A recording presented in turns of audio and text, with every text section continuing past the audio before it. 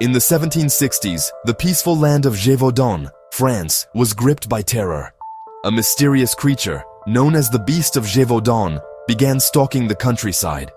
It was unlike any wolf, larger, faster, and more brutal. Fear spread as the beast hunted with a terrifying purpose. Survivors described a monster with reddish-brown fur and glowing eyes.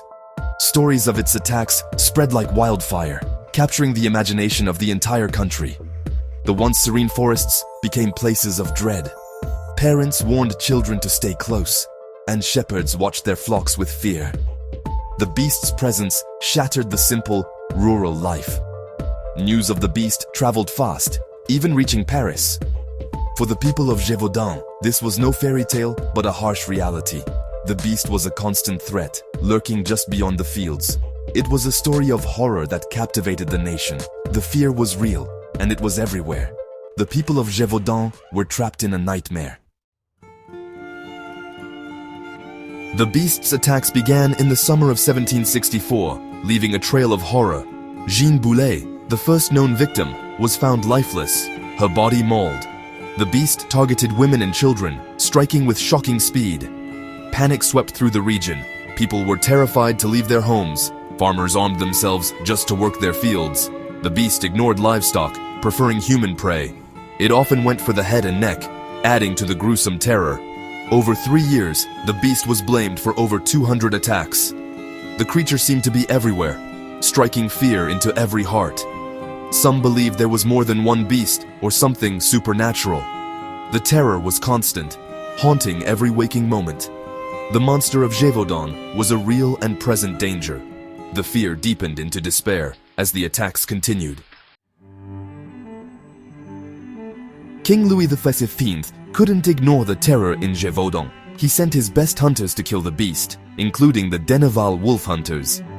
Massive hunts were organized, but the beast outsmarted them all. The failure of the king's men only added to the beast's mystery.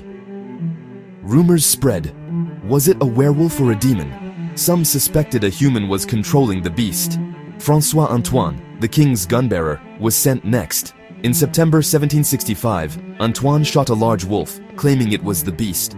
The people celebrated, believing the nightmare was over.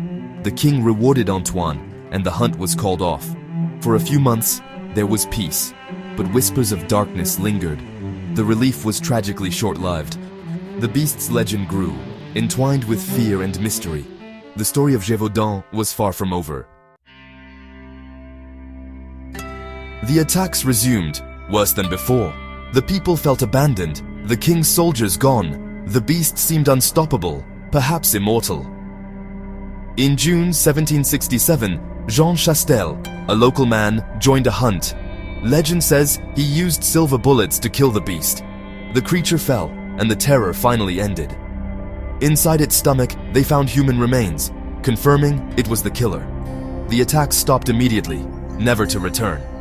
Chastel was hailed as a hero, but questions remained. What was this creature? A large wolf or something more? The Beast of Gévaudan became a legend, a story of real terror. It blurred the line between fact and myth. Was it a pack of wolves or a darker force? The story haunts the forests of Gévaudan to this day. It reminds us how fear can turn reality into legend.